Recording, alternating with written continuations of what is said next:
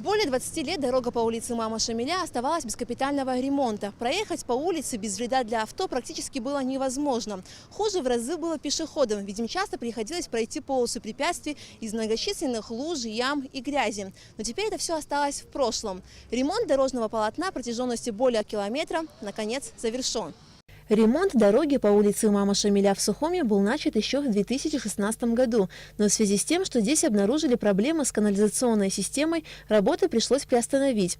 После того, как были заменены подземные коммуникации водоотведения, Абхазавтодор уже в марте текущего года вновь приступил к ремонту улицы Имама Шамиля. Протяженность километра 360 метров, средняя ширина около 11,7 метров данной улицы. И как вы видите, улица получилась красивая. Мы постарались вместиться в сметный лимит и выполнили работу в 2 слоя.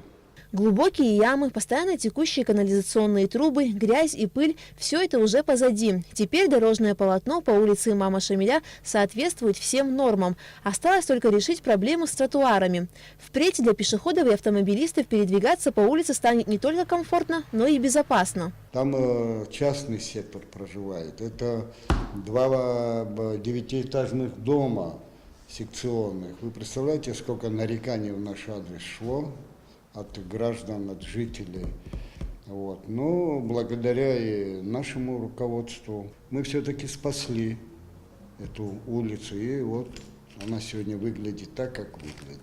Ремонт дороги по улице Имама Шамиля в столице осуществлен за счет средств, выделенных в рамках инвестиционной программы социально-экономического развития Абхазии. Заказчиком проекта является Управление капитального строительства города Сухум, а генеральным подрядчиком выступает Абхазавтодор. Сметная стоимость работ по укладке асфальта по улице Имама Шамиля составила более 19 миллионов рублей. Мы сейчас основную работу сделали, это закончили с покрытием. Мы сейчас проведем укладку съездов, их не так мало.